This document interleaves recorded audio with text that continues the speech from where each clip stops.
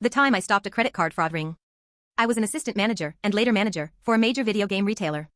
I was still pretty new at the job, originally hired as a holiday temp. I ended up promoted a couple months after Christmas.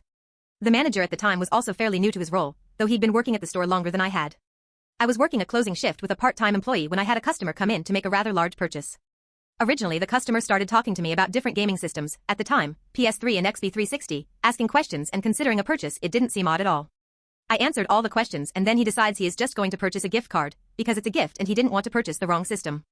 Now, previously via our store email we had been warned that there was some credit card fraud and that they were traveling around and to be vigilant about our credit card processes, including calling in to verify credit card purchases with our merchant account. That being said, they wanted us to verify purchases that were over $500. The customer in this scenario asked what the largest amount that we could put on a gift card was and I informed him that it was exactly $500.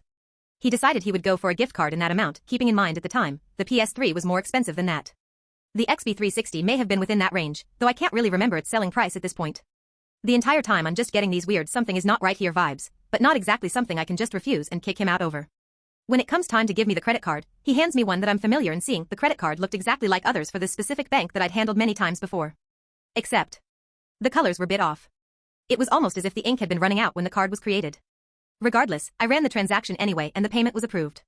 I learned after the fact that the embossed information on the card was not necessarily what the magnetic stripe would read when I swiped the card. This was prior to chip and pin technology being the norm here, Canada. I had major reservations after the customer left the store. Everything seemed off to me and none of it added up. I actually ended up post-voiding the transaction on our register after the customer had been gone for a bit. As a result, the $500 gift card that the customer had would be reduced to a $0 balance. I called my manager and he was not very happy with it and chewed me out about voiding the transaction, saying I never should have done that. I volunteered to call the DM and explain everything to her and he agreed that would be the best course of action.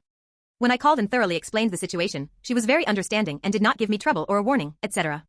As I was closing that night and opening the next morning, we agreed that I would call the other stores in my district and let them know of the situation, basically advising that if someone tries to make a large purchase and the gift card ended up having a $0 balance, it was for this reason and was fraud related. I came in early the next morning and made all the calls. From what we understood, the ring was basically traveling a circle and all of the stores that were hit were in our district. A few days later, I learned that they had indeed tried to make a purchase at another location about 2 hours from mine. The manager of that location was the one who was processing the transaction. As soon as the gift card came up saying $0, he knew exactly what was going on. This manager advised the customer that the gift card wasn't processing properly and he would get everything taken care of, but he had to call our tech support to get the card validated. This is actually SOP for that kind of thing when it's a legitimate issue. He managed to call the police and stall the customer long enough that they showed up and were able to arrest him. Of course he sang like a bird and they caught all but one of the entire ring. I found this out when an officer from the location of the arrest called to get information regarding my part in all of this. They were very happy that I had made it so easy for them to bust these guys.